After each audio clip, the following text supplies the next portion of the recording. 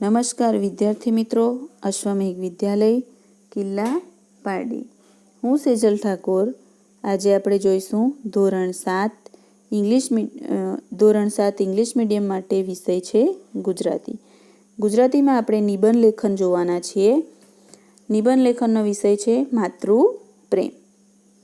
માં તેમાં બીજા બધા વગડાના વા. આ એક સુવિચાર છે. હવે આપણે થોડું આ સુવિચાર ઉપર આપણે થોડું લખીએ. એક પેરેગ્રાફ. માં બાળક માટે સર્વસ્વ છે. તે બાળકને જન્મ આપે છે અને તેનું જીવની જેમ લાલન પાલન કરે છે. તે બાળકને નવડાવે, ખવડાવે અને તેને જરૂરી વસ્તુઓ લાવી આપે છે. માં બાળકને ફરવા લઈ જાય છે. બાળકમાં સારી ટેવો પડે તેની તે કાળજી રાખે છે. માં બાળકને સારી વાર્તાઓ કહે છે અને તેને સંસ્કારી બનાવે છે. બાળક માંદું પડે ત્યારે માં ઘણી ચિંતા કરે છે. તે રાત દિવસના ઉજાગરા વેઠીને બાળકની સેવા કરે છે. હવે બીજો પેરેગ્રાફમાં આપણે જોઈએ. પહેલા પેરેગ્રાફમાં આપણે જોયું કે માં આપણા માટે શું શું કરે છે. આપણે નાના હોઈએ છીએ ત્યારે આપણા માટે શું કરે છે. હવે બીજા પેરેગ્રાફમાં જોઈશું. બાળક તોફાન કરે, માને પજવે એટલે કે હેરાન કરે, કોઈ વસ્તુ માટે જીદ કરે ત્યારે માં તેને પ્રેમથી સમજાવે છે. ક્યારેક માં ગુસ્સે થઈ તેને શિક્ષા પણ કરે છે, પરંતુ રડતું બાળક માની સાડીનો જ પાલવ પકડે છે. તે જ માનો બાળક માટેનો પ્રેમ બતાવે છે. શિક્ષા કરનારી માતા જ તેને શાંત કરી શકે છે.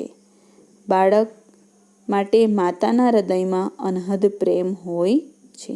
એટલે કે માં મારે છે, ગુસ્સો કરે છે, પરંતુ જ્યારે રડતા હોઈએ ત્યારે માં જ આપણને એના ખોળામાં બેસાડીને શાંત પણ કરે છે.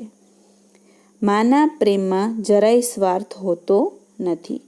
એની તો એક જ ઈચ્છા હોય છે કે મારું બાળક સુખી થાય. પોતાનું બાળક મંદ બુદ્ધિનું હોય, અપંગ હોય કે અંધ હોય, તેથી બાળક માટેના માના પ્રેમમાં જરાય ફરક પડતો નથી. તેના બાળક માટે તેની વિશેષ લાગણી હોય છે. આથી જ કવિએ કહ્યું છે, જમનીની જોડ સખી નહીં જડે રે લોલ. ફરીથી એક સુવિચાર આવ્યો છે અને તેની સમજૂતી જોઈએ.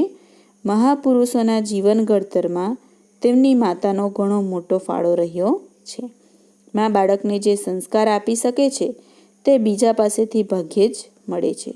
એટલે જ કહેવાયું છે કે એક સંસ્કારી માં 100 શિક્ષકો કરતાં પણ ચડિયાતી છે. શિવાજીના ઘડતરમાં તેમની માં જીજાબાઈનો વિશેષ ફાળો હતો. એક કવિએ કહ્યું છે, જે કર ઝુલાવે પારણું તે જગત પર શાસન કરે. માના ઉપકારનો બદલો આપણે વાળી શકીએ તેમ નથી.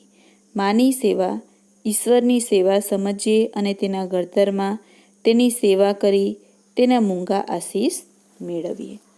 તો મિત્રો, અહીં સરસ મજાના નિબંધ લેખનની સમજૂતી આપણે જોઈ ગયા.